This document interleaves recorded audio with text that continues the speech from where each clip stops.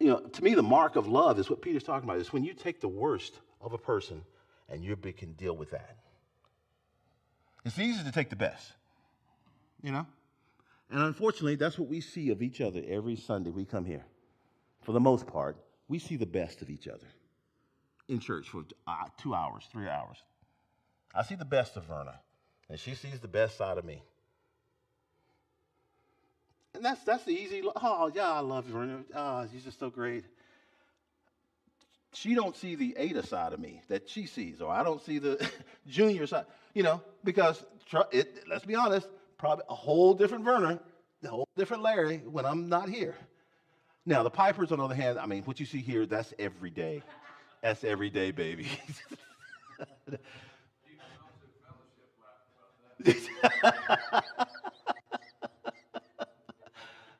But that's when you know you're working toward love. That that irritating habit that somebody has. Oh, that drives me crazy. But you know what? It's okay. Yeah. And anyone who cohabitates, trust and believe there are irritating habits that drive each of us crazy every day. Except for there you go. See, good.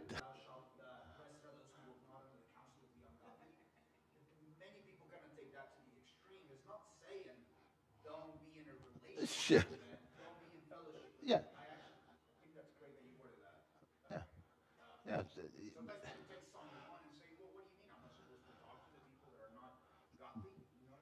Yes.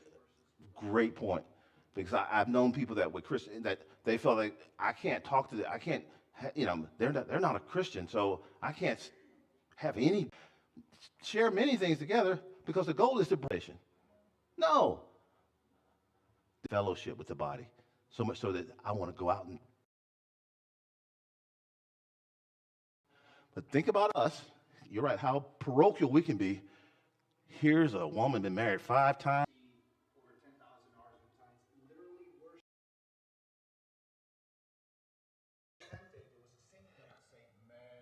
See, see, yeah.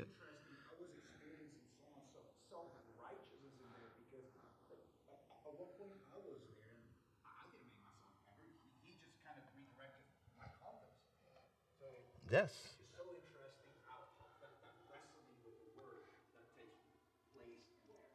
Yeah. No, that's a good point. Especially you see that sport, especially soccer, because you got so many people there. Yeah.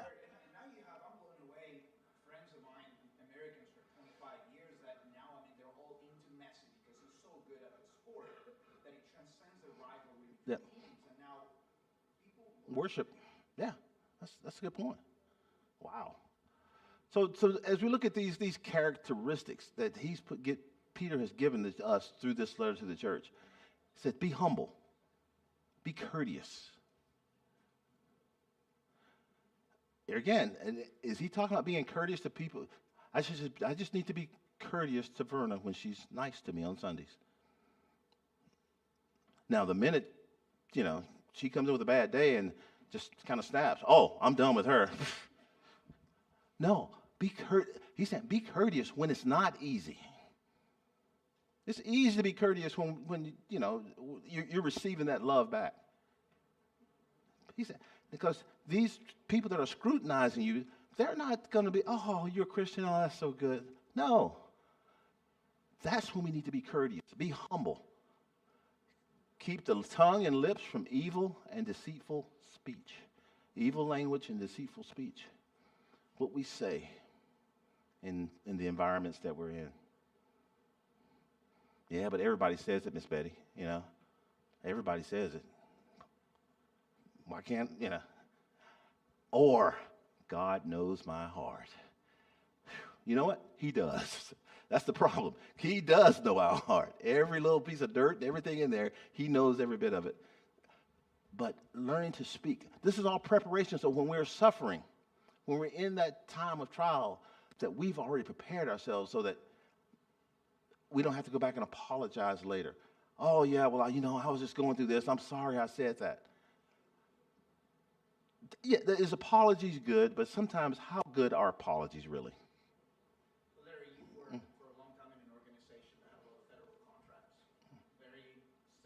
Mm-hmm.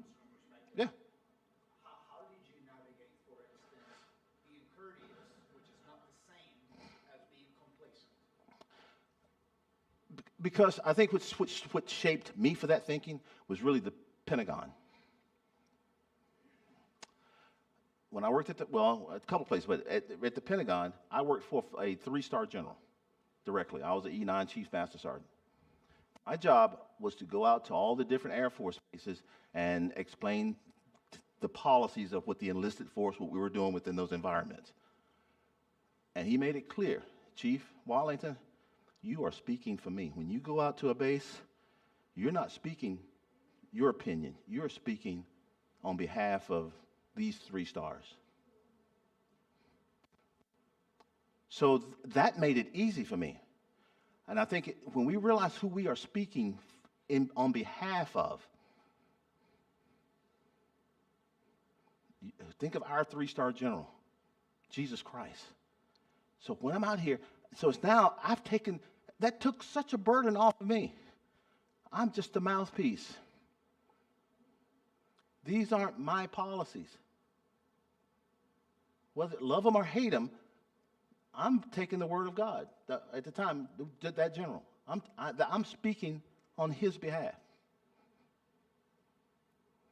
Do we take that when we're speaking? So in a work environment, like the question you answered, first of all, put pride aside. I work for Raytheon. Everything that I produce in that company belonged to who? Raytheon. This is not my desk, it's not my cubicle, and it's not my computer.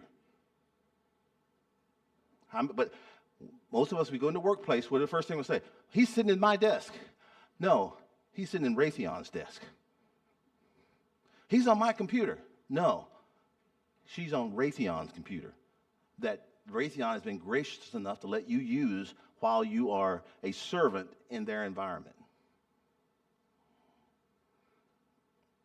So my take was, I don't know why these IT guys don't get to my computer. I can't get nothing done. And if Raytheon do not want to fix their computers, why am I so upset? So that's what always gave me, understand who owns it. We don't own this thing. We're servants in the vineyard working. The master, the husband is Jesus Christ. Well, I went and witnessed to Leonard cursing. God, you just happen to be. He wasn't cursing you. You know what he? The conduit getting it, but no. Okay, Leonard, if that's the way you feel, everything that, and here, what emotion from it? Gosh, I've been in auditorium conference rooms with hundreds of people having to tell them that your MOS or your AFSC is going to go away. Anybody who's enlisted, we take that very proud. I am a Comtech, and you're telling me my job is going to go away. Yes, it is, because technology has outpaced it. And I'm sure you think they all go, oh, that's just so good. I'm glad that that's going to work out for the United States Air Force. No, it doesn't work that way. But you don't take that personal, because I am carrying the mail for the general who's going to sign. I don't sign that. He signs that. Raytheon signed those contracts with the government. I don't sign a contract. I own zero intellectual property. Because I don't work there now, and Ada still does. And she says, you wouldn't believe how they're still using all those documents you put together and PowerPoints and all that. They're not mine. Every one that I've produced belongs to Raytheon. They're not mine. I didn't produce nothing for me. Everything that you produce in your job belongs to your employer. So cut the emotions. I can't believe they took my PowerPoint slide or my briefing deck and they did this and this. First of all, it wasn't yours. Let's get that straight. It was not yours. Property of, proprietary or something. Yes. And so in every walk of life, we do understand who is the owner. I guess I would imagine you train other people's horses, right? You don't own the horse. And that's something you have to keep in the back of your mind that, you know what, I'm doing 100%. But at the end of the day, if the owner doesn't want to pay or do the things necessary for that horse, I can't, I'm not emotionally attached. I'm fiscally attached to this horse. Do we love him? Yes, we don't want to do it. But at the end of the day, you need to come get your horse. Yeah. I understand who owns this. Same thing here. There's a term that we use, and I'm sure other businesses use it. It's called RACI or RACI. You know, depending on how you pronounce it. RACI, 4 initials. It says who's responsible, who's accountable, who's consulted, who's informed. So when any decision we make, that's what you look at. Okay, who's responsible for this? And then who's accountable? Who's consulted? Who's informed? So that, like the horse, the owner's responsible. He's holding you accountable. And there may be people they consult, the veterinarian in a decision. And the other people who may be informed. If there's other investors who they need to understand what's going on. When you apply that to every walk of life, start with who is responsible. In a marriage, husbands, you're responsible. We are responsible. Wives, accountable. Children, they may be consulted. In-laws may be informed.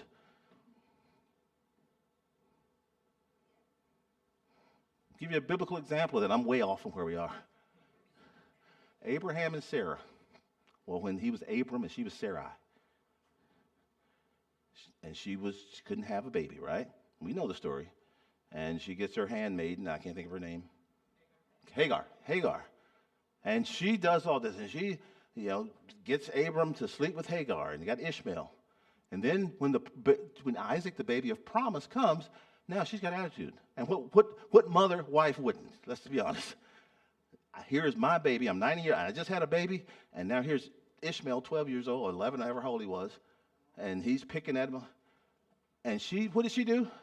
She goes to Abram, and she held him responsible, which she should have. If you read it, he goes, wait a minute, you did this yourself. No.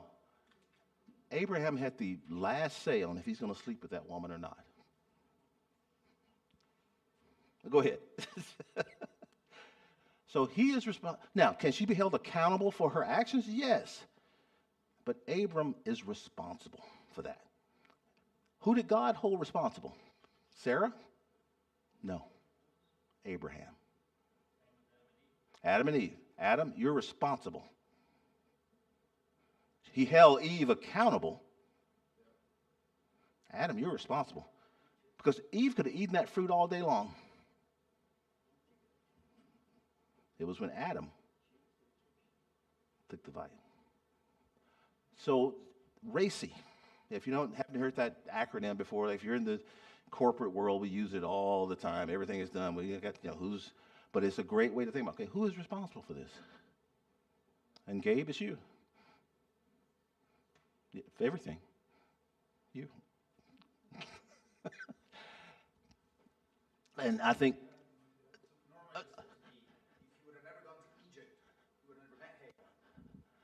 yes.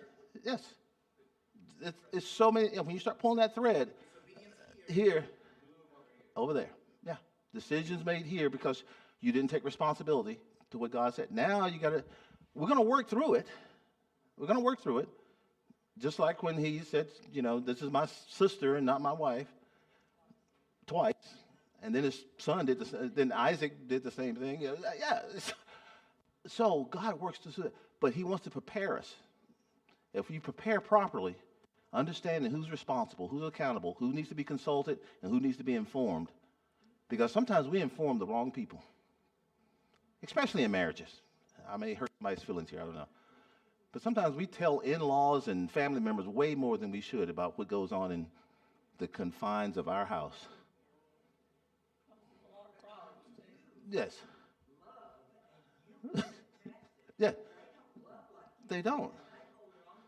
So many times with that thing, RACI, who do I need to inform of this? Probably nobody. We're going to work this thing out. Who do I need to consult? Do I need to go out and have a counselor? Do we, because that many times can put things in the right perspective. Because if you remember, then husband, that'll have us close our mouths. Well, I don't know why you did that, Betty. Wait a minute. I'm responsible for this. For what comes off, just like Raytheon, the CEO of Raytheon is responsible for what comes off the end of a production line. The 4-star general on an Air Force base is responsible. I don't know if you remember a few years back, they had a nuke that was on a B-52 that landed at Barksdale that had the red tags on it instead of the training. Even though there were master sergeants and all these other people who made the mistake, who got fired? The base commander. Why? You're responsible. And was he even near the hangar of the aircraft? No, nowhere. But you know what? You're responsible. Evidently, there's a failure in training. There's a failure somewhere that this happened. You're gone. Now, do we hold other people accountable? Yes. There were disciplinary actions. So there's a big difference between accountability and responsibility. I know it's a long answer to a short question that you asked, but I think it's important as we look at how Peter is preparing us for suffering. Job had an issue with that. And we know Job was suffering, but you get to chapter 39, Job, where were you because he got a little bit too big for his britches, thinking that, I'm just not holy enough. No, and we can never be holy enough. We can never be righteous enough. Yeah, take this. Blessed be the name of the Lord. I was thinking this weekend, what if the book of Job ended at chapter 1 with the lesson changed? Because we got Job's answer, but he didn't get his answer. Yeah. It's like he ended. Yeah. Job 1 ended up chapter 1. Yeah. Yeah. So those are some things that God prepares us with. Seek peace, pursue it. Like I just bulletized basically what we just read. Seek peace and pursue it. Now, interesting, Peter wrote this, right? Let's look at Peter's growth path. I'm not going to go to all these scriptures, so if you take it home and look at some of these. Because this was not an easy journey. It's not easy being Peter. I love to compare and contrast Peter and Paul's journeys. Paul, educated, sat at the feet of Gamaliel, and he had a Jesus moment right on the spot. Peter didn't have that. I'm a fisherman, no education, and I got to figure this thing out as we go. He's changing the tires on the car as it's driving. Yes. The difference is The cross. Paul meant the risen Christ. Peter was the earthly Christ. So these things that Jesus was telling Peter, it didn't make sense. And Peter, being the guy that he is, he showed it. So in the book of Mark, that's in Mark 8, that's where Peter rebukes Jesus, and then Jesus rebukes Peter, and where Jesus predicts his death and says, I'm going to have to die. And Peter, no, you aren't, Jesus. No, not on my watch. Because I got plans for you, Jesus. Yeah, we're going to make you king, and we're going to have you, deliver us from the tyranny of Rome. You dying? That's not in the playbook, Jesus. We got other things. And Jesus had to turn and rebuke him and says, what? Get thee behind me, Satan. Get thee behind me, Satan. Yeah. But Satan is able to use, if we're not conditioned, some of these attitudes, he's able to use those to rise up in those moments. And now Peter later on is writing, be compassionate, be humble, be courteous. Years later, these lessons that was taught back here. The foot washing experience. I love that one, Jesus is washing. Oh, no, you're not washing my feet. You're the king. And then Jesus said, well, if I don't wash your feet, you don't have any part of me. Well, in that case, throw me in the pool. You know, wash me all. No. So every one of these, the Mount of Transfiguration, that's where Jesus meets Moses and Elijah on the mountain. And what did Peter? This is good that we're here. Let's build 3 tabernacles. And all right, yeah. So, and these are just some examples. And I love that last one, paying temple tax. When they get back off the mountain, and this is in the same series in 17. They get back off he's corrected Peter. All right, let's go back down the hill. And the people in the temple comes to Peter. Hey, well, don't you guys pay, tribute? And Peter answers, yeah, I guess so. And then Jesus tells him, Peter, dude, what are you doing? No. Who do the Romans, who do they get taxes from? We're tax exempt. We're a 501c. No, Peter, we don't have to pay taxes to the temple. This is my temple. This is my temple. But since Peter had already, yeah, exactly. Yeah. There's a young mayor out there. And he's with the other. Can you imagine Peter coin is about? How crazy is that? It's so miraculous. Yes, ma'am. It's so miraculous. Yes, ma'am. Faith by my works. Have you seen that? Well, Peter failed a lot. He never disobeyed. Like when Christ said, well, go look for a fish, he never pushed back. Yeah, that's what. A lot, but he was always obedient. He never pushed back. Yeah, that's what. A lot, but he was always obedient. He would execute. He would execute. Peter learned these lessons just the same way that we. That's why I like Peter. Father, we just. Peter learned these lessons just the same way that we. That's why I like Peter. Father, we just thank you for this day, Lord. Thank you. When we know suffering is going to come, so let us have the game. We know suffering is going to come, so let us have the game. Trying to figure out how to deal in the midst, prepare ahead. Trying to figure out how to deal in the midst at a time. Let us take lessons from Peter and whoever on how they operated in the midst of suffering. Be with this service today. Watch over each one of us. Be with the pastor today. Watch over each one of us. Be with the pastor. Be with the minister who's singing.